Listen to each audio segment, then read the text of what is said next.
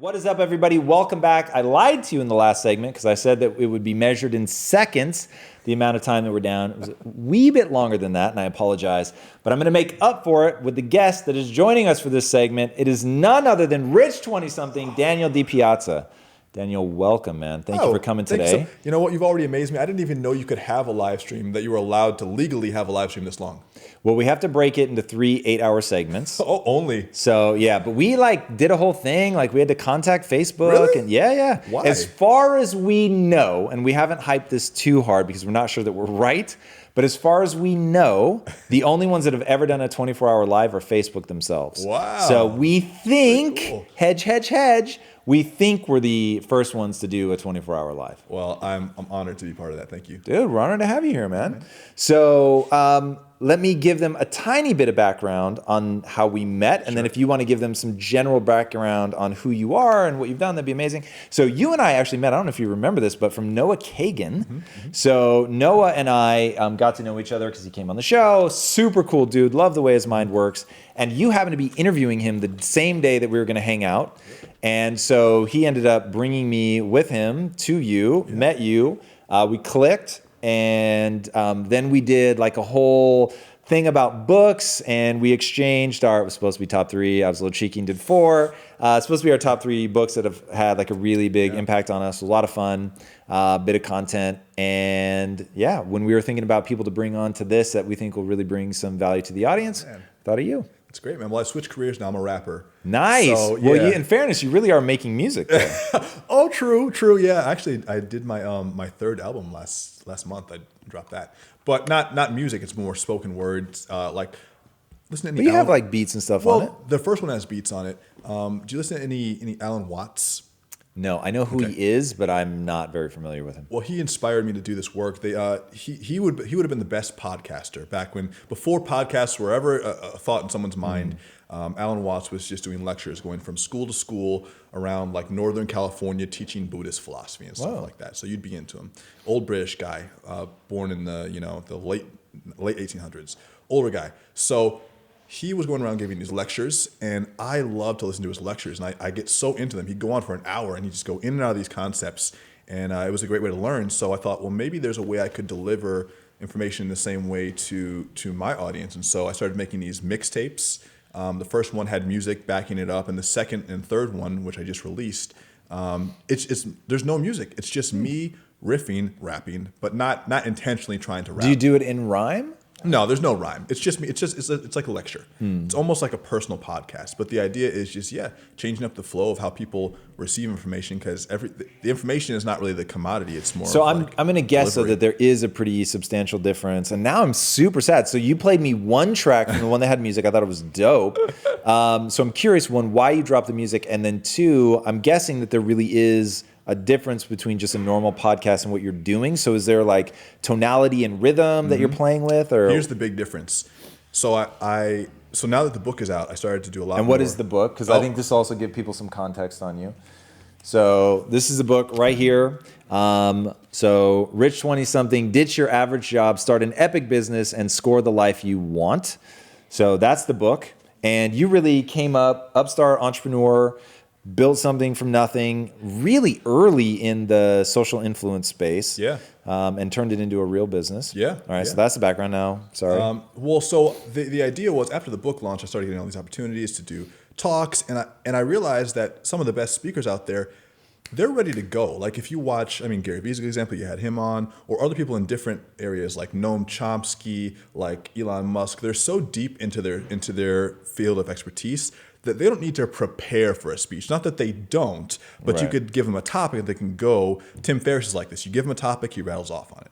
So what I realized was, just like a stand-up comedian practicing a set, just like an actor learning their lines, just like these great speakers, I need to start getting these almost like tracks in my head where I can go on a topic and I can say, creativity, go. And I can give you a well thought out idea on what the creative process is like, what great artists think about it. And so these mixtapes and albums are ways for me to get my ideas out long form. So when I go do speaking events now, I have all these riffs to pull from, I love that. It's kind of like a freestyle rapper. So much of what freestyle rappers do, from what I've seen, and I'm not of this world, so this is a little dangerous, but it seems like it's not like they're making all of it up on the spot. No. They've got like certain bits They're that called they can sort of writtens. plug in. You'll do. I was just talking about this today. You'll do some freestyle rap. I just made this analogy today. Freestyle rappers come in there with some writtens that are like really clever. Then they'll take elements from the surroundings, and so it sounds like a current, like fresh, right off the top of the dome thing. But they have elements they've already thought of. Right. So me, I'll have like 5 or 6 blocks that I could talk about. If you say, talk to me about freelancing, and I'll go on that. Then I'll pull in information about Sin over there, or I'll pull stuff from you, and I'll make it relevant. Right. No, that's super cool. And so what made you pull the music out? That was like the angle. I was like, fuck, I'm so into this. You're badass, I know. You're a badass. You love the music. I liked it too. It's just more production time. So true. True. And I wanted to be able to get it out. Yeah, I have like a super not secret at all fantasy because I've said it out loud before. I really want to partner with like a big artist. So I don't know if you've ever seen my impact quotes, which is a little bit like what you're talking about, but more emotional, where I'm really trying. Like impact quotes, I think about performing. Sure. So in a podcast, I would never get into that zone, especially not if I'm with somebody. Sure. So impact quotes is a performance, and it's a single take. Or how about this? It's one take. There are times where I'm like, okay, I fucked that up. I need to just let's scrap it, start from scratch. And I'm trying to get into that zone. But my fantasy would be to team up with like a DJ and really do something, not just with the music, but like full blown with images and really go fucking hardcore. Oh, yeah. That would be a lot of fun. But for the exact reason that you pulled the music, it's so much time. So much production. Like to get an artist to create music specifically for that, they're never going to do that until they have a huge following or they're a small audience. But they have a small audience. So this is part of the reason that I'm so obsessed with building the following and getting it big is when you have people's attention, the number of opportunities that open up, the number of people that want to do cool shit with you, like it is not that I have a lack of ideas. It's that you need more mass behind you before you can do it. Otherwise, you have to throw money at everything, and that's how you go broke. All right, we have a fan question here. My name is Dylan. I'm 10 years old. I'm a vlogger. How can I make an impact on children? This is Nisha Khanna. My man, Daniel, take it away. I'm so happy. Which camera? Are we looking at this camera? That's your A camera. Hello. That's a great question. If you're 10, you're already winning. I could pretty much say nothing to you. And just the fact that you're watching this and you're asking that question tells me that you're on the right track. Yeah. The quality of the question reflects the quality of the asker, right? I'm so curious. Can we get them to answer if they're still in the feed? Are you with your parent? Yeah. Or are you by yourself? Are you on your phone right now? If they're by themselves, I'm going to have a stroke. Okay, I want an official answer to that one. Why do I keep looking over here? What are you doing at a computer? I keep thinking you're the one. But this is you, right? You're engaged. Right there with the people. All right, so I'm so curious. So you think Nisha's the parent and not the 10-year-old? Well, okay, let's respond to Dylan because Dylan is the... Oh, my name is Dylan. Hi. Hi, Dylan. And this is like early in the day, Yeah, kids. this is the first 8-hour segment. Wait till it's like this. We're just now in the second 8-hour. But the second wow, hour. a little too early for a mistake like that. I'll tune in at 3 a.m. We'll see. All right, so we think Dylan is chilling with Nisha. That makes sense. Okay, Dylan. Right. Yeah, look, I mean, the first thing is you got to start putting your work out there. So you're a vlogger, and I think that the biggest thing now for you is just going to be getting used to being creative and putting out there, publishing it, right?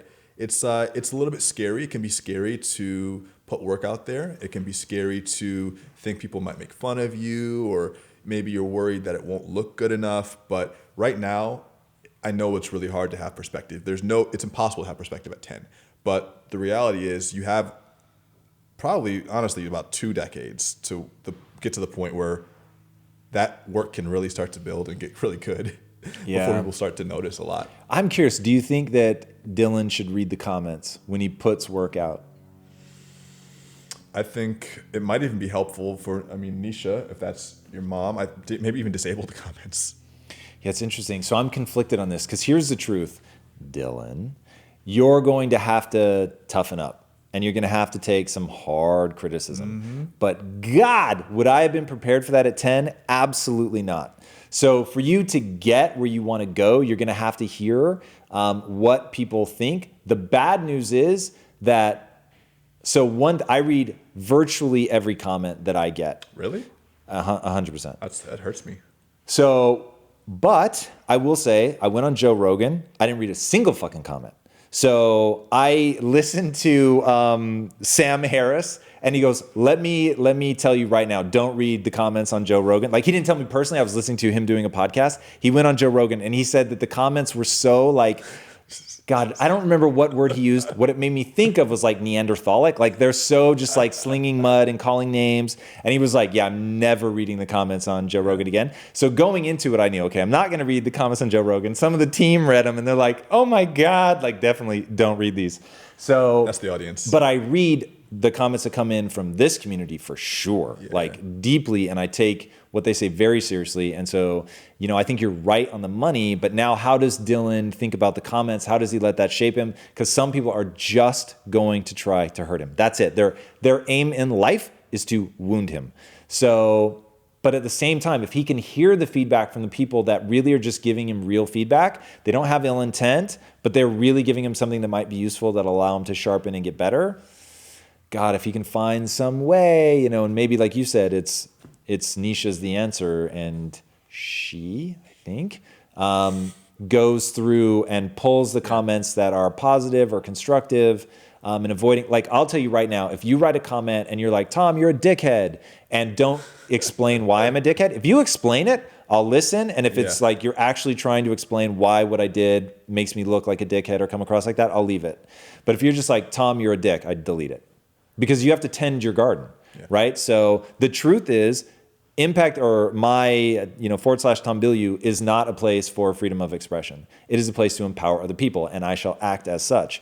And so if your comment is useful and it's criticism that I can use to get better and then thusly help other people, I'm all for it. If you're just slinging mud and being a jackass, that shit gets deleted. Well, it's got to be, like, on the flip side, if Dylan can get through that period, you know, with the help of parents and support and understanding what's going on.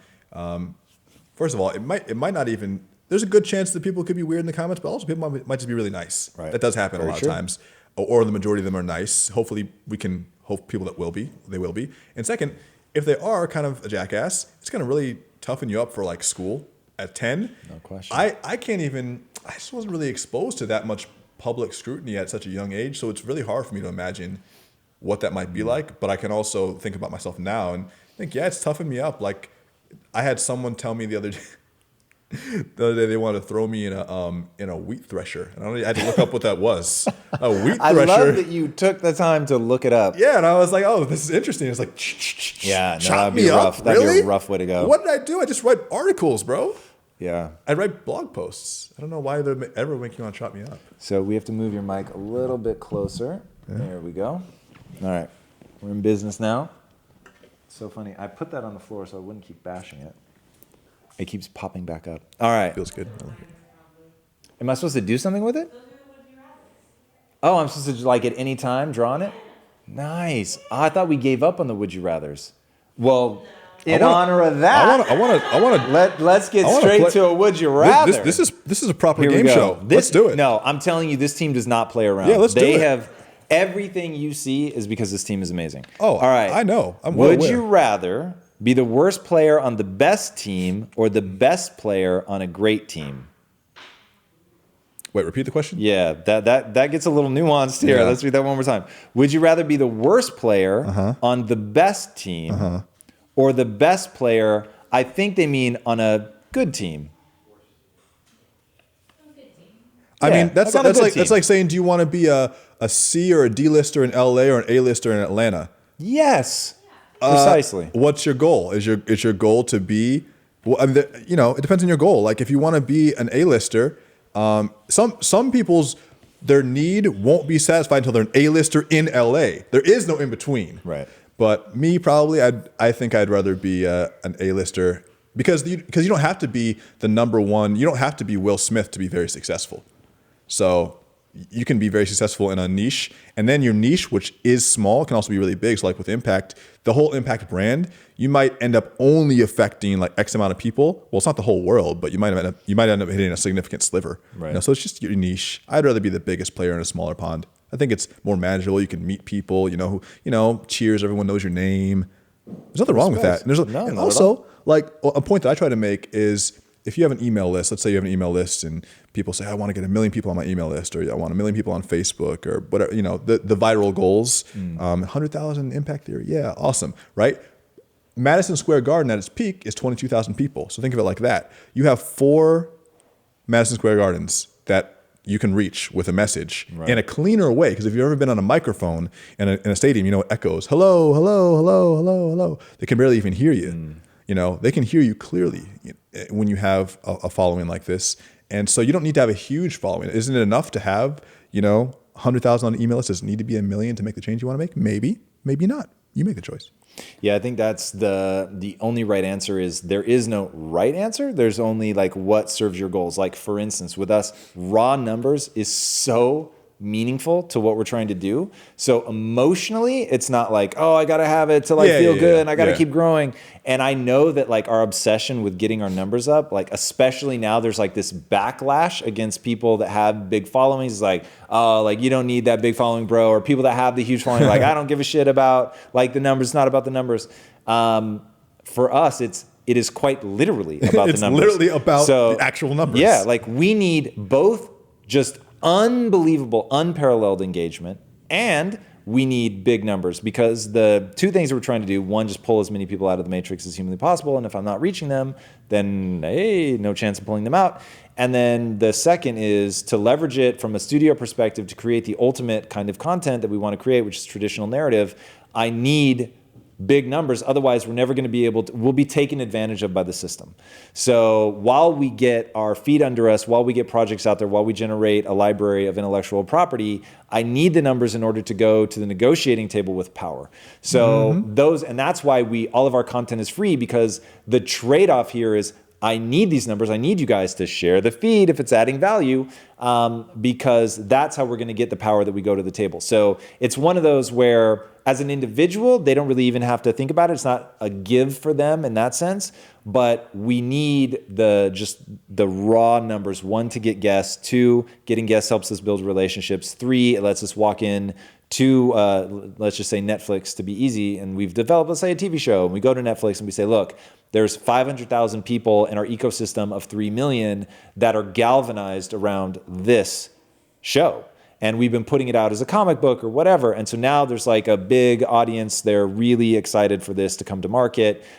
If you want it, then we're going to retain some of the merchandising rights. So anyway, that's where I would actually give the opposite answer. So I'm the guy that you were describing at the beginning, which is I need to be the A-lister in LA. Like nothing else will do for me. Well, you have a game show set in your house. So that would be you're tracking nicely. You're tracking nicely. Yes. Yeah. But you know what? Yeah.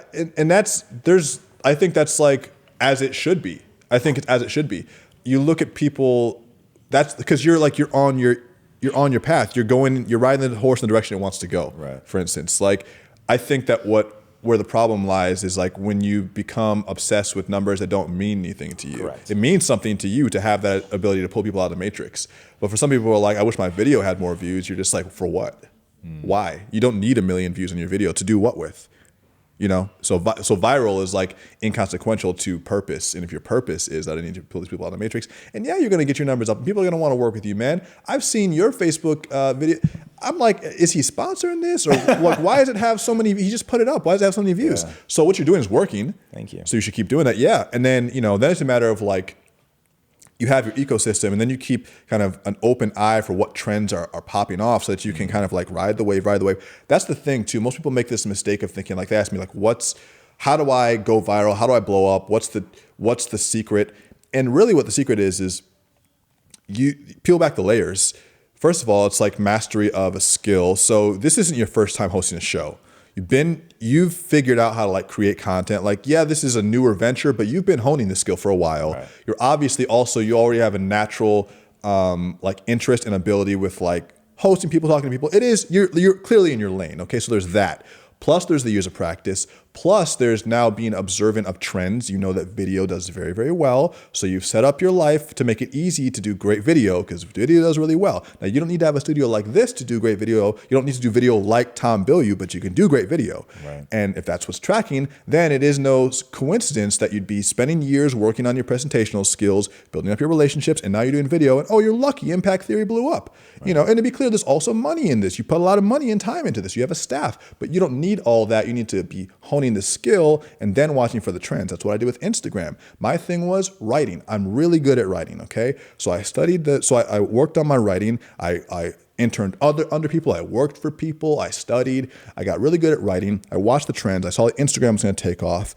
I hitched on to Instagram and started using my writing to build websites and pages that people signed up for, and I filled up classes the size of a college course, incredible. To do that. Watching the trends plus the skill already developed. You're doing the same thing. You can do that too. But probably what most people try to do is try to skip right to the second step, which is what's the trend. But you got to match up the trend with the ability.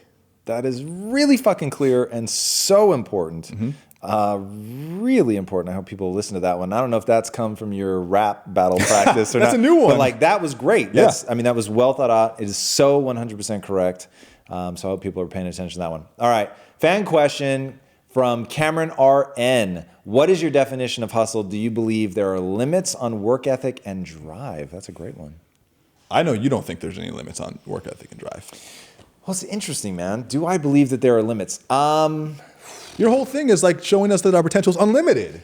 Yes, and now let's back into that there are 24 hours in a day. Right. So there Tom's are all of them. Yeah, well, today I certainly will be. Yes.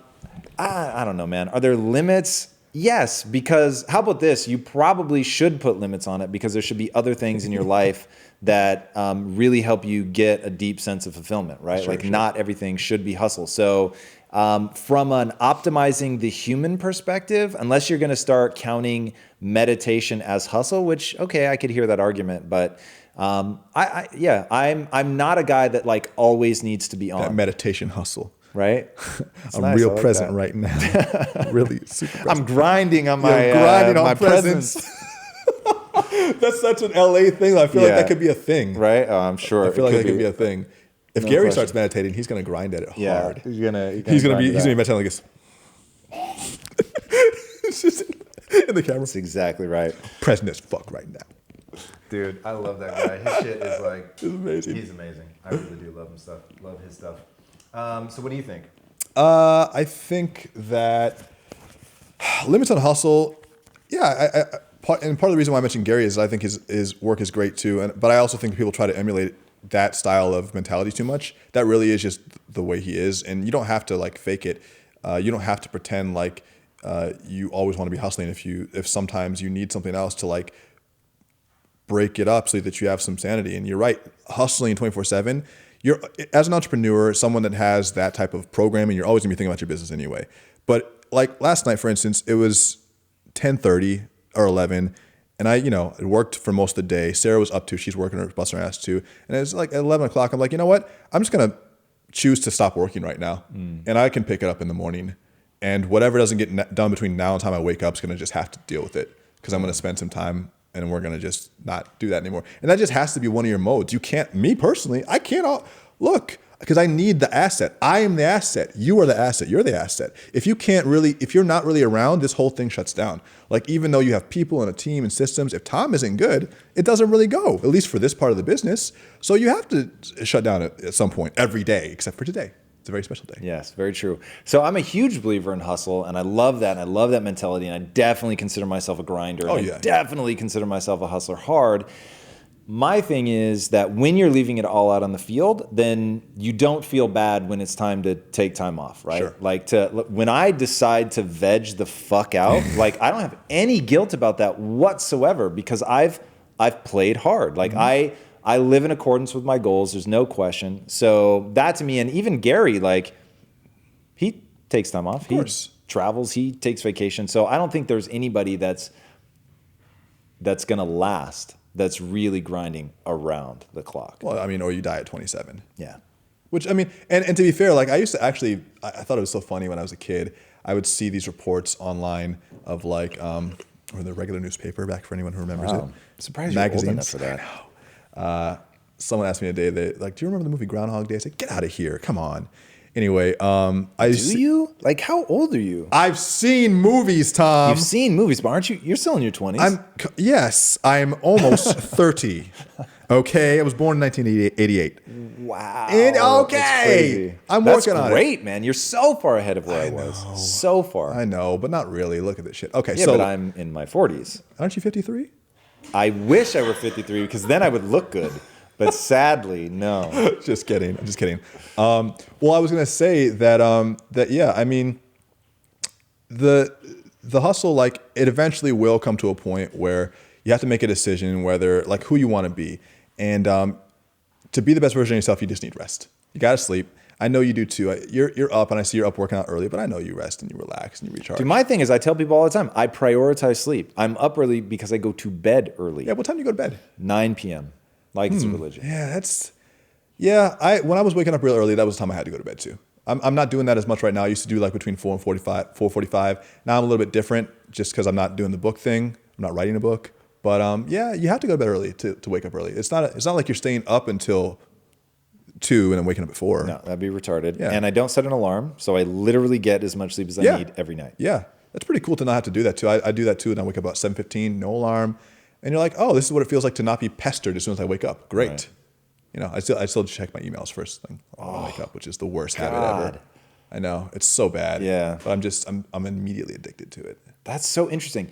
I am repulsed by email. It gives me anxiety. It does. I have trained myself to feel a deep and abiding shame if I'm checking email. Now I'm being shamed, like you know, like by proxy. vicariously. My shame is so It's a big, it's like vicarious spilling shame. over into you. I feel like a lot of anxiety about email too, and I have gotten better at it, but I'm not good at it.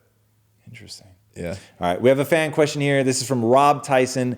Bigger companies are starting to hire entrepreneurial, creative type people to create new verticals within their companies, also known as intrapreneurs.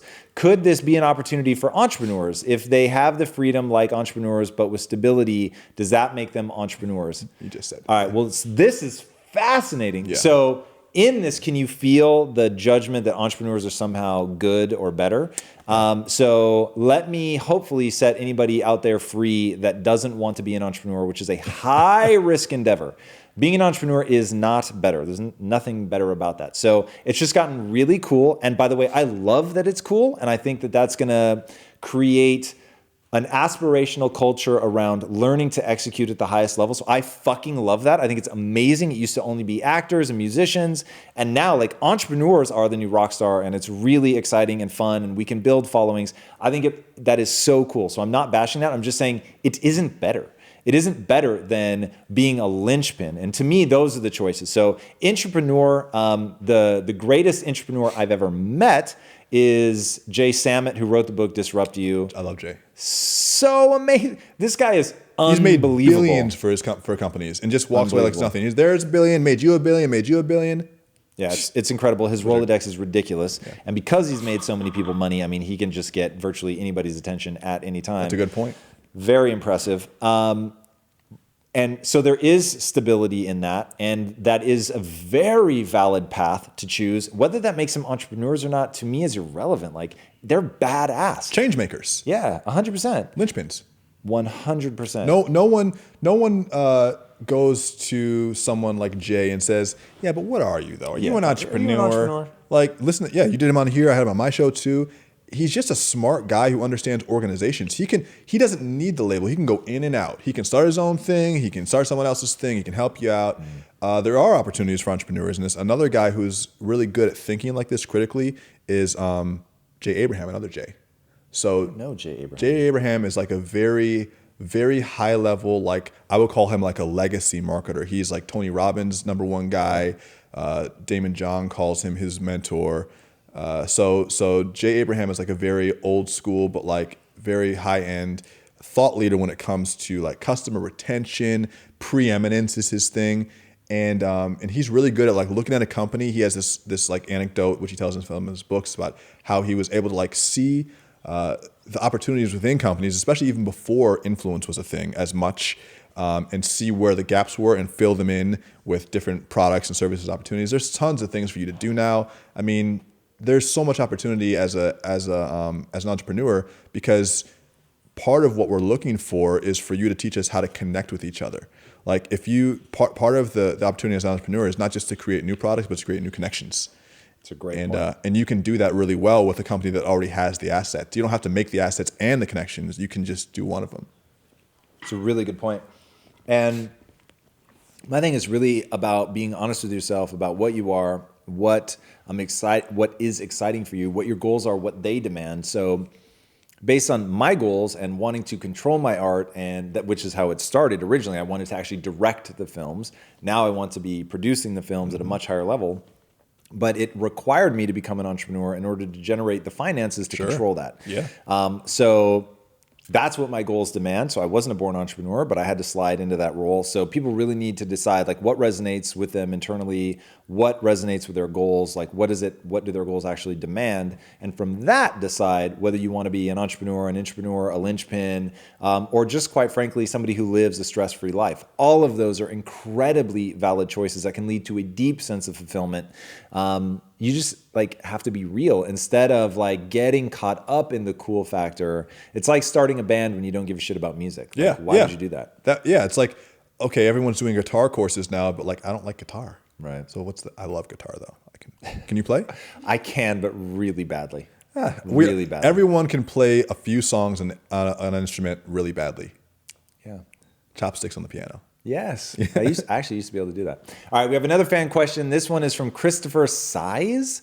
Hey, Tom, I am a part owner in a hummus company. Oh, I love you. Hummus comes up a lot. Hummus. How do we get customers to know about us once we are on the shelves? We have no problem getting into stores, just figuring out how to get people to know about us. So I will say that the key here is, one, what can you negotiate with the store in terms of presence, doing discounts, being in their flyers, being in their advertisements, all ideally at the local level, because I'm sure what's happening is you're getting into stores at the local level versus maybe at the chain wide. It's certainly much easier to advertise anyway at the local level, and I would build on success locally, move to the next one, get success there, move to the next one, because grocery stores look at something that's called a turn rate. If you're not meeting the turn rate, well, you may get on shelves easily. If you're not selling at a certain velocity, they're going to pull you out. They have what are called minimums, so make sure you know what their minimum turn rate is, so that you know whether you think you can meet that and that you're doing the things, marketing and advertising, that you need to do. Now, when it comes to food, if you can't give away your product, then you probably have a real problem. So I would, with any store that would let us, if I really believed in my product, I would actually target stores that really let you go in and do demos. So you're going to go in with a demo person, an awesome demo person, someone who really knows how to get people excited about the product and get in there, demo the product, get people amped about it, and go from success to success to success. Much better to start small and really crush it so you've got great numbers so you can go to the next store manager or the next franchise and show them the numbers, because that's what everybody wants to see. Even if they like the product, they won't necessarily bring it in if they don't think it's going to move units. So if you have that success story, it's very powerful. I'm actually writing down something you said, which I think is just an amazing, just funny, very simple idea. If you can't give your product away, you have a big problem. Yes. If you get, and there's a bunch of protein bars that you couldn't give me. I've done bodybuilding shows or gone to fit expos and stuff. I'm like, throw it out. I just trash it. Yep. If you produce something and I won't even eat it or especially with food, eat it for free. Correct. If you give me an event T-shirt and I won't even wear it as a free shirt, why? It's almost a burden to give it to me because now I have to throw it out or do something with it. Right. It becomes more. Why would I want like a Northwest Fisherman's Expo T-shirt with a logo on the breast? Yeah. It's selfish of you to make me, think I would wear that. And same thing with food. So yeah, if you can't give it away, that's a really smart one. I'm gonna start using that. Nice. It's all yours, man. All right, got another question here from John Filippi. Love the learnings coming from this live feed, though I question telling a 10-year-old that they can't get perspective at that age and that he will need to wait 2 decades to get an audience, etc. Do you think that's limiting or realistic? I mean, he's 10 and brain is opened up to ideas and concepts most of us weren't aware of till a much later age. What do you think? Yeah, fair point. Fair point. I mean, I was rolling my eyes and I was like, actually, fair point. Here's my thing. I have just, and this is my own, this is an opinion. It's an opinion.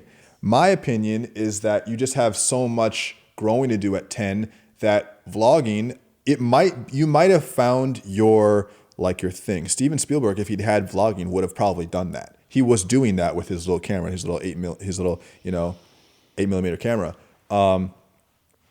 But maybe you try vlogging as a 10-year-old and you realize it's actually not the thing. The point I was trying to make was you have a long runway to try different projects, fail, not really worry about trying to get attention, which at 10, you shouldn't be worrying about trying to build an audience at 10. I don't care. You shouldn't. Just like they shouldn't really be doing pageant moms where they're screaming at their kids to like fit into a tutu at a certain, it's weird. I think it's weird. So you don't, I just feel like it's patience is something that can be taught at any age, and perspective. Necessarily, yeah, you can have perspective from a 10-year-old perspective, and then you have one from a 20-year-old and 30-year-old and 50-year-old. So I don't think it was unreasonable what I said, but I understand what he was saying.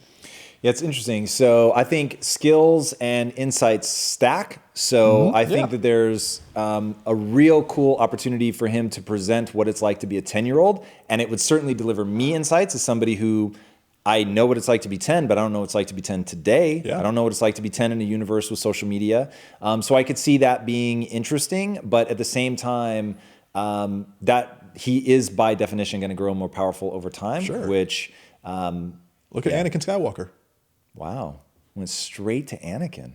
I knew you'd appreciate it. I do. I very much appreciate it, and his midichlorians. Yeah, although he turned out to be kind of thumbs down for Anakin. Well, but he had a lot of potential. Thing. He did, and there was a lot of room for growth.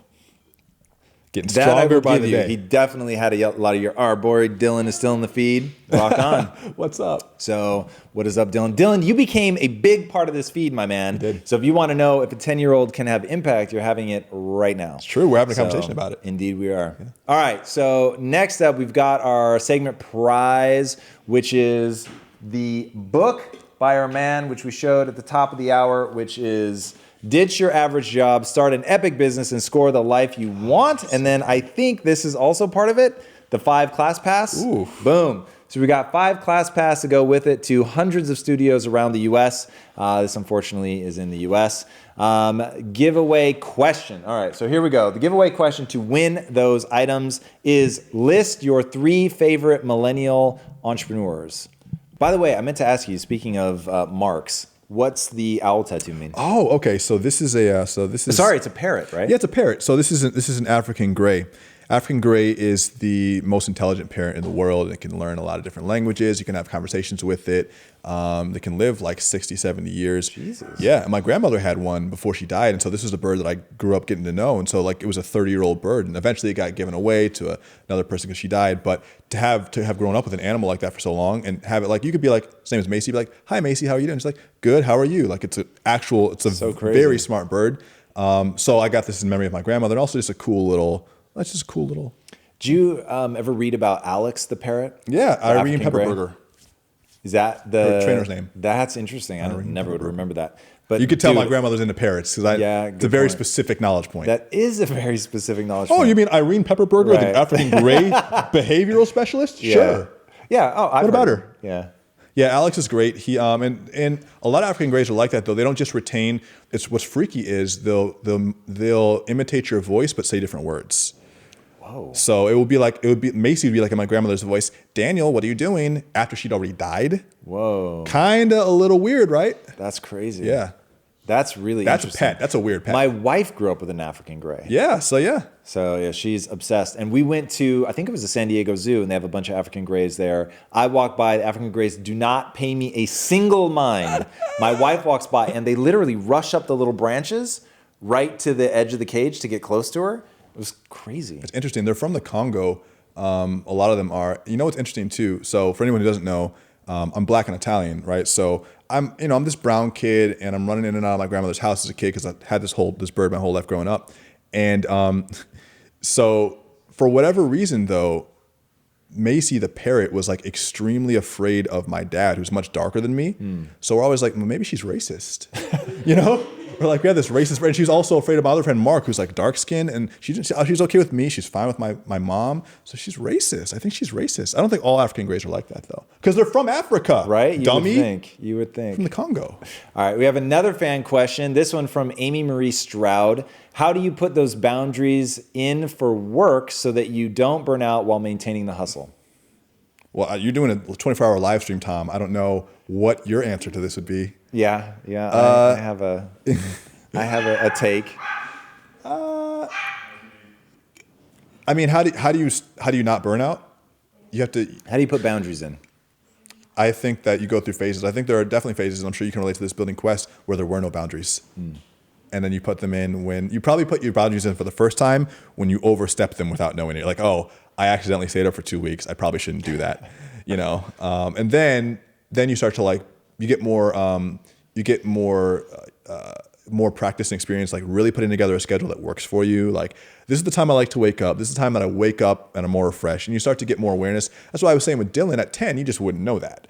You know, now at 30, I'm 29 and months. You're about to know this. I feel like it's been dropped on me. You just realize how to handle things better. You're like, oh, I don't really wake up that well at 4. I'm going to do 7, but I can stay up till this time. And you start to negotiate with yourself, but you start to get, so yeah, you don't have to burn out. I think you just need to be more aware of how you're spending your time and be kind to yourself. Entrepreneurs really grind themselves hard. And I think that's only good in bursts. So my thing is, I actually don't think about boundaries at all, as noted here by the 24-hour live. And I don't think about boundaries for 2 reasons. One, my wife has very good instincts about what the relationship needs. And since I care essentially about 2 things, and that is the business and my family, my wife sort of being the very tip of that iceberg that I care very much about. So she's really good at reading those situations. I think without her, I'd probably make a lot more mistakes in letting relationships go too long without speaking to somebody, because I get very, very focused on what I'm doing. And then the other thing is that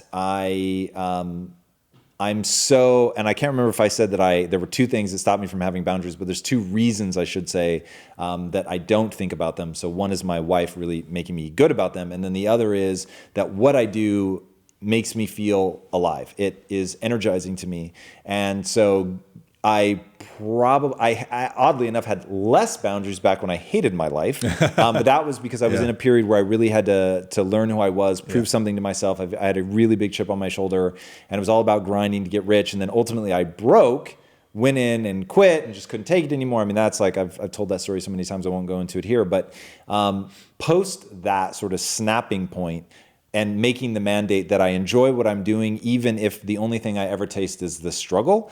Once I said, okay, the struggle in and of itself has to be gratifying. It has to be enjoyable. It has to be something that I'm loving doing, even if I'm losing. So that changed everything for me. So now it's like when I'm doing this live, like there will never be a point where I'm like, oh, I just really want to quit, right? So there'll be times where I'm super fatigued. There'll be times where I wish I had more energy. There'll be times where I wish I could sleep, but it wouldn't ever occur to me to want to actually stop, because I'm so excited about my goals. I'm so excited to do this. I'm so excited to meet myself in the suffering, to prove to the community how much they mean to me, like not in words, but in actual actions, that all of that, like excitement, just keeps me going. Yeah. You know what I love too, is that there's so much, so much of, especially like, and I don't really consider you're not an internet marketer, but internet marketing is a tool that you use.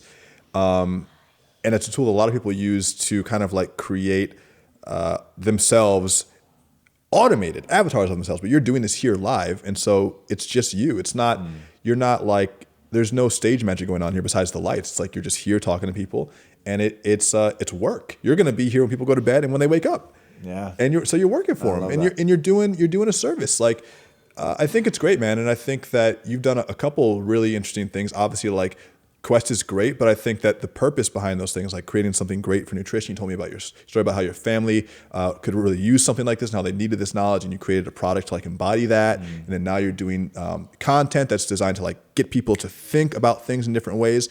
There's a lot of meaning behind that. So I could see why you might want to be up for 24 hours. I get it.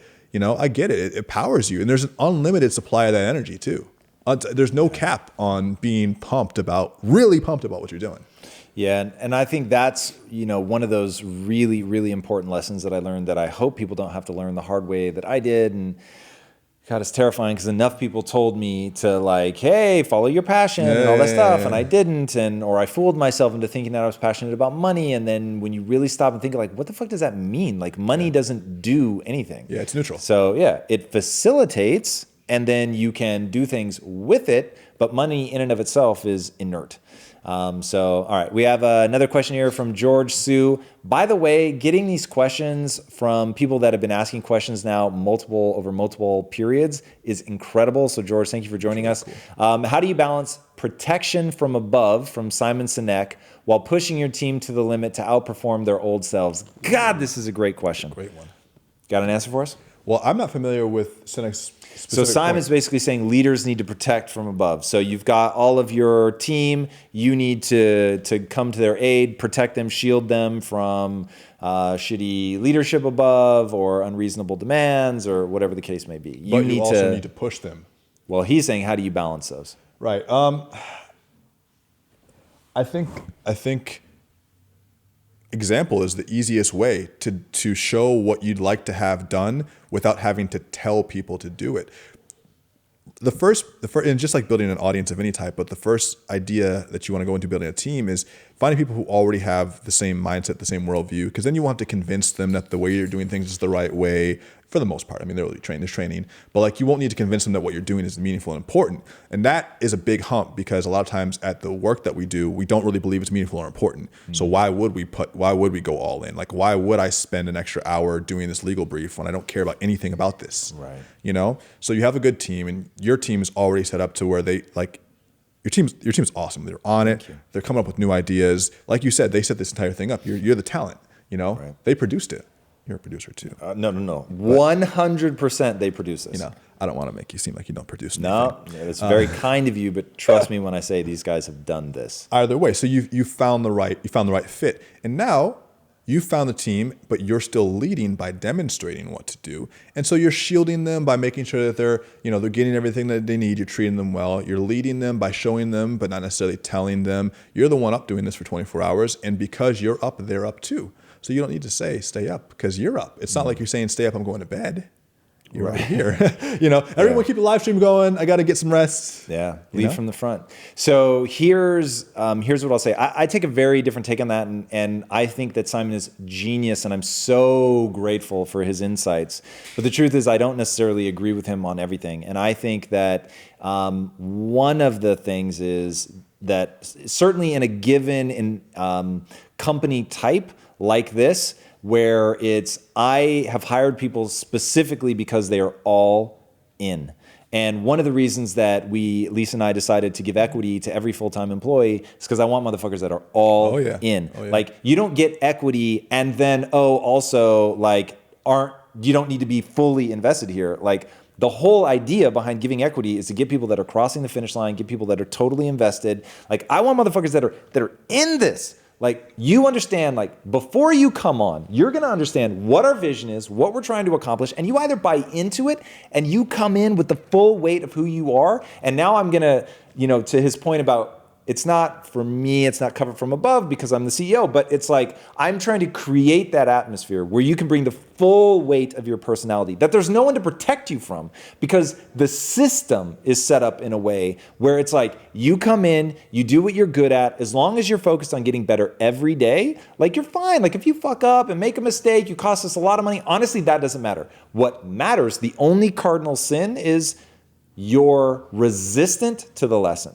You're resistant to saying, I screwed up. And that all comes from the top. So I have more times than I care to remember have sat in our weekly kickoff meeting and apologized and said, I did this and I consider that a failure. I did not play to the level that I wanted to. And I believe, no one's asking for it, but I believe I owe you an apology, because man, you should be able to expect the absolute most ridiculous high standard out of me. I'm not always going to be able to pull it off. I get that. But you should be able to expect that of me.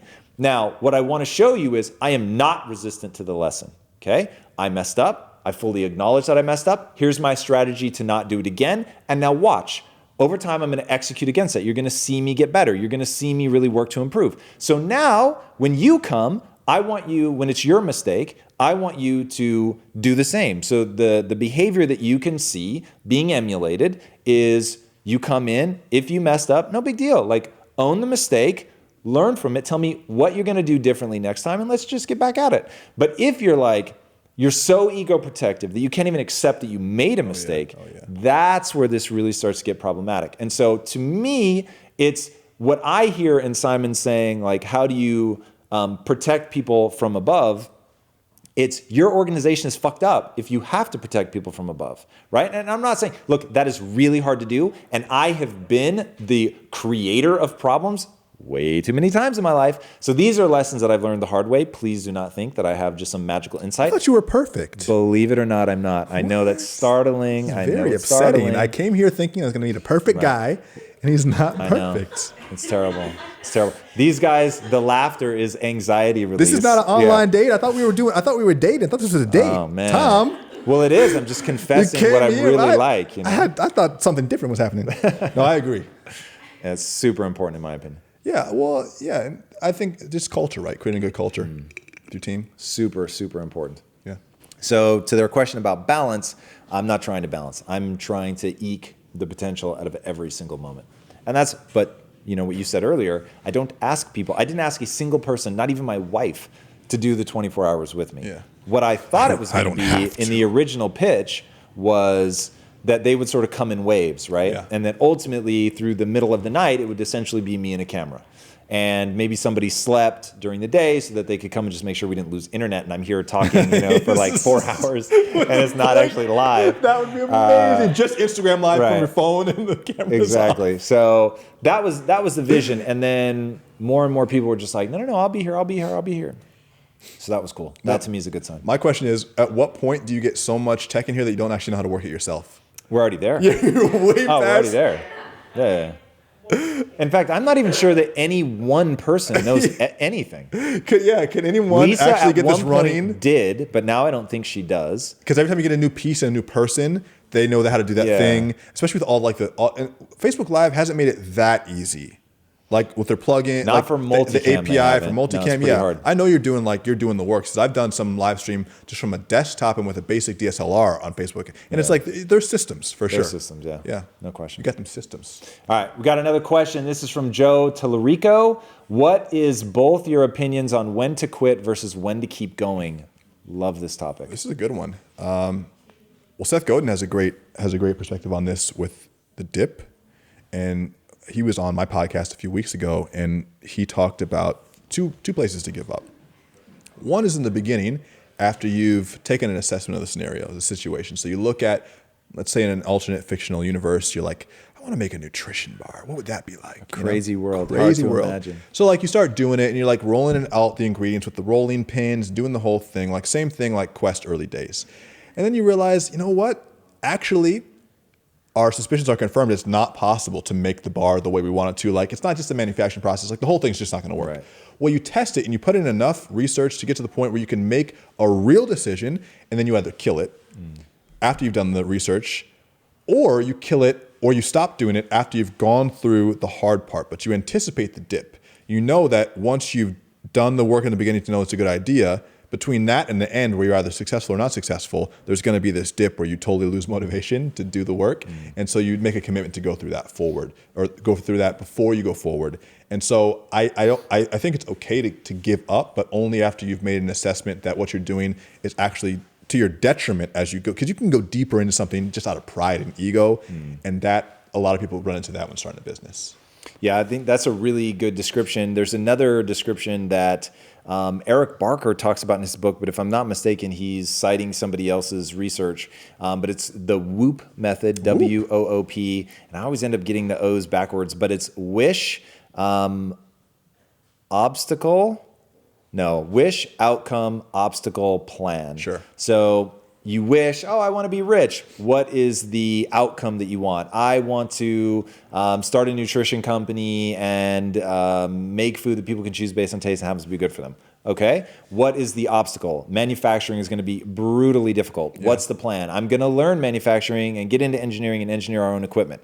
If when you lay all that out, you go, God, that does not sound like fun, then your emotional response to Woop tells you that, probably not something you like enough to get past the dip. For sure. So that to me is really important for people to understand, and that you have to turn inward, look for areas of interest, do the Woop, do the dip, get far enough into the research, into actually doing it, that you get an emotional response early in the process, so you can decide, okay, do I really like this enough to keep pushing, because things are going to get very difficult. In my language, the struggle is guaranteed, the success is not. Sure. So are you going to be willing to do this forever or for a very long time, knowing that you're just going to struggle? So would it still be fun? Would you still love it? And the 2 times in my life where I've been able to say unequivocally yes were Quest and Impact Theory. Well, I was going to say, so people don't brush over this fact, this is important. It's not like every time you, it's not like playing a video game where when you die, you have to start back at the beginning. When you die in business, sometimes you do lose money, or sometimes you do lose, but more often than not, you've gained connections, you've gained experience, you've gained situational knowledge that you just can't read about it from a book. There's no book like the book on what if you want to produce a nutrition product that isn't currently manufactured. Right. It just doesn't. That book, sadly, you're right, does not it doesn't. exist. That's the only book that doesn't exist. Right. So you gain it knowledge. So you don't start back from the beginning. Everything that you do it's a building block, just like Dylan will be doing for the next 20 years. So there really isn't any failure, except if you're like, entrepreneurship sucks, which at that point, maybe it would have been better to take an assessment before you got into it and say, I actually like having a consistent paycheck at the same time every month. I enjoy the time I have off with my family, because I agree with you. Entrepreneurship isn't there's no moral high ground. There's no ethical or moral implications around being an entrepreneur. You're not a better person because you're doing it. It's harder. It's way harder. So fine. So I think look at that before going in. Do I want to be an entrepreneur? Okay. If yes, proceed. Right. If I want to proceed, am I willing to go through the struggle regardless of success? Yes. Am I willing to know that each struggle is probably going to help me get better? Fine. Okay, keep going. You'll never fail then. It's impossible. Right. Yeah, no, I totally agree. And understanding what drives you, understanding what's at your core is really the most important thing people can understand, because this stuff can get so grindy, it can get so painful, and it can take so many years that not enjoying the process, not enjoying what you do. And that's why I think mission is so important. There's that great Nietzsche quote, when you have a why, you can withstand almost any how. Oh, yeah. Right? So if you want to get to the other side of that dip, if you want to have something that you're able to push through just years and years and years of struggle, there has to be that thing that just compels you forward. And that's where I think a lot of people go wrong. They're just thinking about money, and money will let them down every single time. Yeah, there's a great book. I'm sure this Nietzsche quote was written before this book, and it makes me think about it. Man's Search for Meaning by Viktor Frankl. Viktor Frankl, yeah, fantastic book, dude. One of the most powerful books ever in the world ever written. Yeah. And so talk about why versus how, right? Talk to people, give people context. Who's Viktor Frankl? Why did he write this book? So Viktor Frankl is he was a psychiatrist, a clinical psychiatrist in I believe it was Poland during the Second World War. And he's a Jew, and so he was taken into Nazi imprisonment, and he went through a bunch of different imprisonment camps, including Auschwitz, which is one of the most savage, brutal, worst. He was in work camps, everything, and he suffered a great deal, and he saw his entire family die. And when he was going through this experience, and then for a time after, he helped to organize his experiences from the perspective of a clinical psychiatrist, analyzing his thoughts and talking about why he was thinking about the things he was thinking about, and why he was experiencing, or why he supposed that he was experiencing these things as he was going through them. And it was probably one of the only first-person perspectives we've gotten from a psychiatrist about that time period and about that specific experience. And it just opens your mind up, because you want to talk about a world of shallow quotes. You go on Instagram, you want to talk about really deep stuff from a guy who's been there, who's been through it. His book, Man's Search for Meaning, will teach you a lot about when everything gets stripped away, what keeps you hanging on, what makes you not want to kill yourself, basically, honestly, what makes you want to withstand others' threats to your life. And it's a great book on overcoming suffering, humanity. It's fantastic.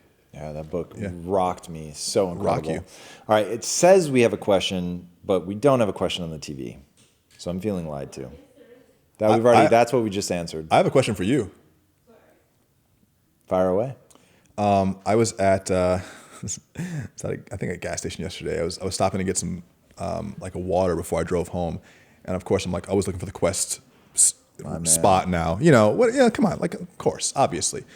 And I saw Quest Hero bars, and then I read the package. You know, just old bodybuilder habit. Let me look at these macros. Yep. Okay, so looking at them, and it says.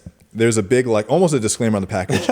You know what I'm talking about, right? Yeah. This has all the sugar. What is it called? Allulose. Allulose, which says that there's sugar in it, but there's really not. So don't worry. Right. Basically, is what it said. I was like, and I remember as I'm eating this, I'm like, there's probably sugar in this, but it's Tom, and whatever Tom says, I trust. My man. So yeah, just randomly on allulose. So allulose has to be labeled as a sugar. It technically is a saccharide. Right. But just like erythritol, it only contributes, I think, so erythritol is 0.2 calories per gram. I think allulose is 0.4.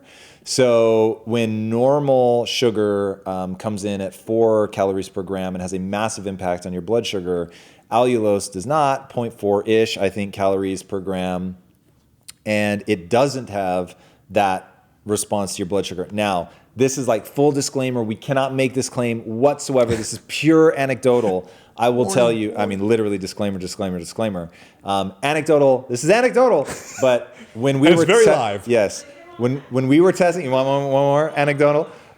When we were testing it, so a bunch of us did this and some of us had the same result. I wasn't the only one, but there's like whispers in the community that it's like for some people, like it actually lowers your blood sugar. Disclaimer. Yeah. And so I took it and it lowered mine.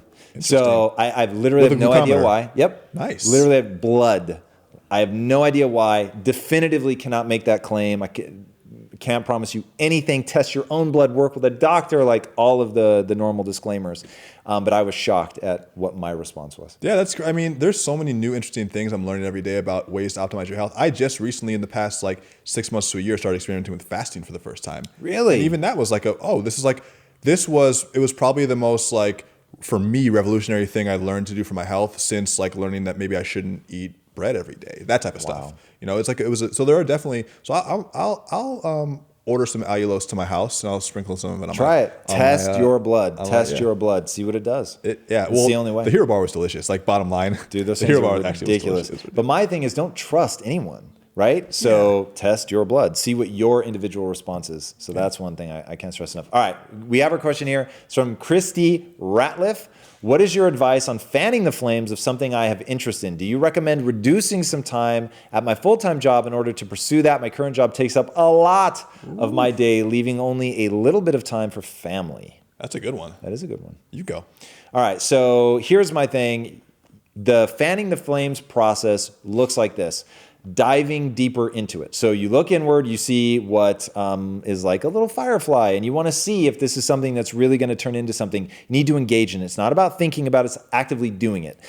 So the person that really concretized that notion of clarity comes through action was Marie Forleo, and her example was going to dance class. She debated it for years in her mind, and then finally one day was like, I'm just going to go to a fucking dance class.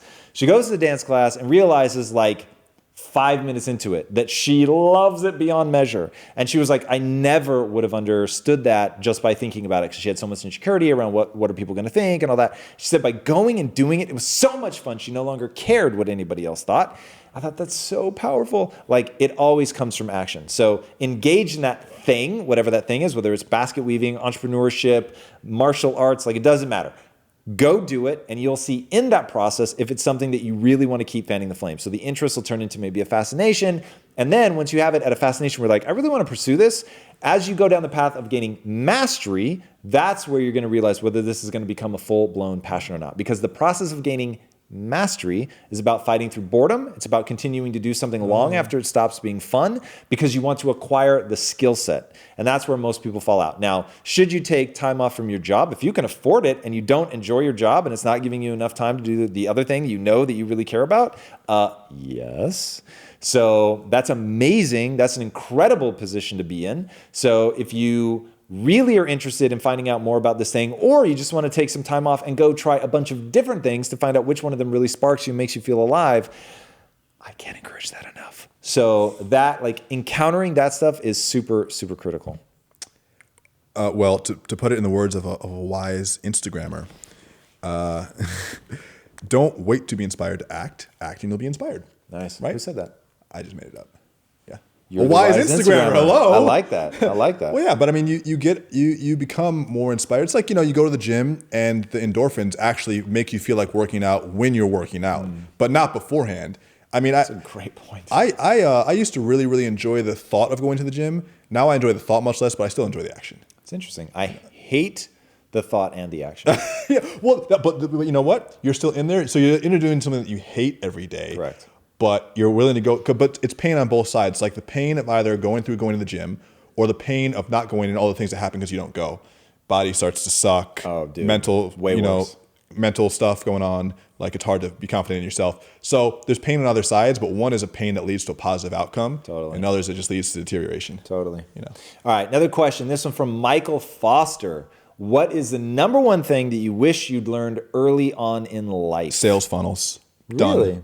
Love that. Hey, that's specific, man, and not the traditional answer. Well, what do you think? What would you?